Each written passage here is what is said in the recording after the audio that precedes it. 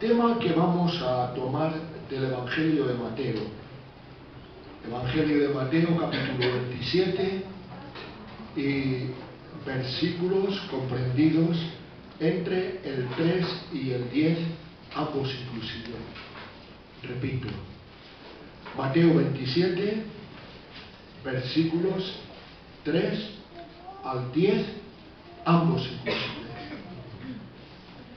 Entonces, si tienes tu Biblia abierta y si no trajiste contigo tu Biblia, pues escucha, porque yo leo en voz alta la porción que dice así: Entonces Judas, el que la había entregado, viendo que era condenado, devolvió arrepentido las 30 piezas de plata a los principales sacerdotes y a los ancianos, diciendo: Yo he pecado entregando sangre inocente. Mas ellos dijeron: ¿qué nos importa a nosotros? Allá tú. Y arrojando las piezas de plata en el templo, salió y fue y se ahorcó. Los principales sacerdotes, tomando las piezas de plata, dijeron: no es lícito echarlas en el tesoro de las ofrendas, porque es precio de sangre. Y después de consultar, compraron con ellas el campo del alfarero para sepultura de extranjeros.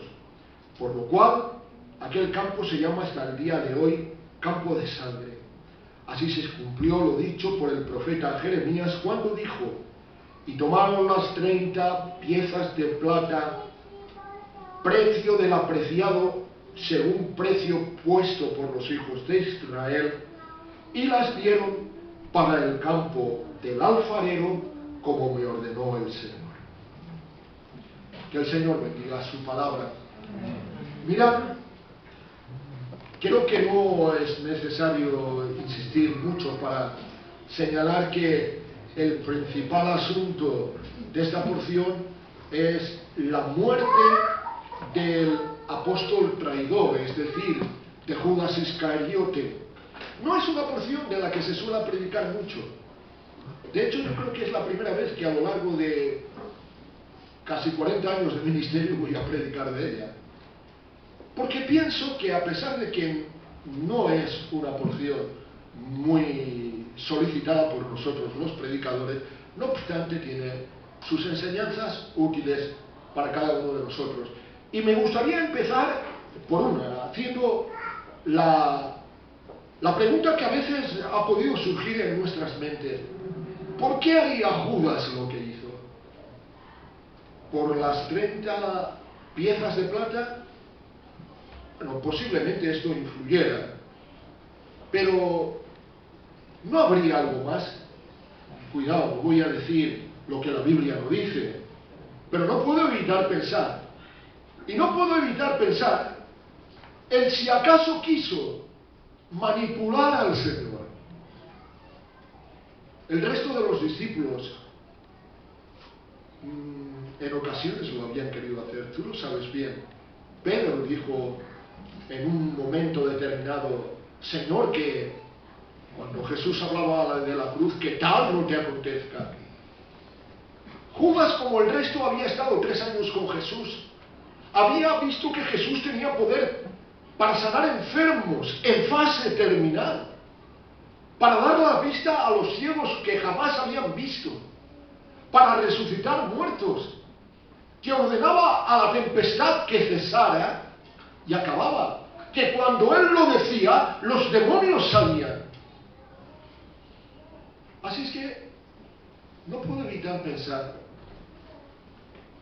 ¿no sería Judas como los celotes de su época, que buscaban que el Mesías trajera el reino de Dios, pero con un desconocimiento absoluto del reino?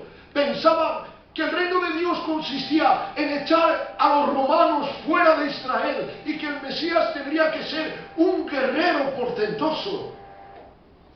¿No querría acaso Judas poner a Jesús en una situación límite, pensando que no le iba a pasar nada porque él tenía todo el poder del mundo, pero que le faltaba la ocasión ocasión de verse en una situación límite para reaccionar y traer el reino de Dios, tal como los discípulos en ocasiones habían manifestado pensar que el reino de Dios debía de establecerse.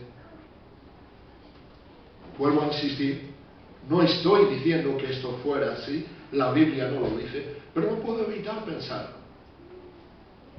Y no puedo evitar tampoco de deducir en que muchas veces nosotros podemos caer en la tentación de también querer manipular al Señor. Ya lo he dicho, Pedro lo quiso hacer. Eso sí que lo dice la Biblia. Jesús dice que ha de ir a Jerusalén y morir, y Pedro, llamándole aparte, le dice: Señor, que en ninguna manera te acontezca, ten misericordia de ti. De tal manera que el Señor, a aquel mismo que poquito antes le había dicho: bienaventurado tú, hijo de Jonás, porque no es la carne ni la sangre quien esto te ha revelado, sino mi Padre que está en los cielos. Y ahora yo te digo que tú eres Pedro, y sobre esta piedra yo edificaré mi iglesia, y las puertas del Hades no prevalecerán contra ella. Ahora tiene que decir: apártate de delante de mí, Satanás, porque tus ojos no están puestos en las cosas de Dios, sino en las cosas de los hombres. Piensa, piensa. ¿No habrá alguna ocasión en que hayas querido también manipular a Dios? Yo tengo que confesar que sí, que en más de una ocasión he querido que fuera mi voluntad y no la voluntad de Dios.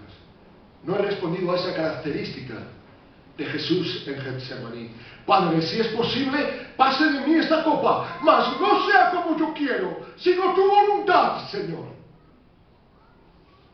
Siempre tu voluntad, Señor. Siempre lo que tú quieres es lo mejor, Señor.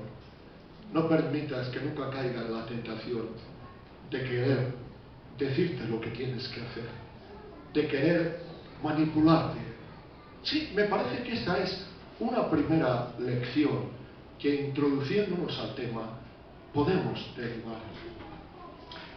El centro de la porción son esas 30 piezas de plata. Así es que vamos a movernos y hasta organizar nuestra meditación en torno a ellas. Es cierto que trataremos diferentes cosas, pero vamos a ver las monedas como devueltas y las monedas como utilizadas. Y así empezamos el desarrollo de la meditación. El versículo 3 y 4 dicen: entonces Judas, el que le había entregado, viendo que era condenado, devolvió arrepentido las 30 piezas de plata a los principales sacerdotes. Déjame parar aquí un momento. He estado consultando el griego. No dice arrepentido. No. Arrepentido es el término metanoeo. Pero lo que dice es metamelomai, que en lugar de arrepentimiento habla de remordimiento. Y no es la misma cosa arrepentirse que sentir remordimiento. Porque el arrepentimiento es, bueno, cuando pensamos en ellos a veces pensamos que hay que sentir un dolor. No. El arrepentimiento, pues claro, te hace sentir que has hecho mal y por lo tanto no te sientes bien. Pero fundamentalmente el arrepentimiento es un cambio de corazón. Es un decir: he hecho esto mal, pues se acabó con esto. Si he caminado en esta dirección y ha sido equivocada, a partir de este momento ando en la dirección contraria. El remordimiento no es lo mismo. El remordimiento entraña dolor, pero no entraña cambio. Por eso hay muchas personas que en determinados momentos de su vida, porque ser creyente es una cosa. Yo toda mi vida he sido creyente desde que tengo uso de razón. Pero hijo de Dios, salvo por la fe, cuando cumplí 27 años. Pasé 27 años de mi vida siendo simplemente un creyente religioso, conforme a lo que me habían enseñado, pero sin tener una experiencia verdadera de salvación. Así es que en determinados momentos yo podía sentir remordimiento cuando había hecho algo malo, o incluso en determinados momentos que tenía un problema que venía, pues sentía como que era un castigo de Dios o algo así, y me sentía con mucho dolor.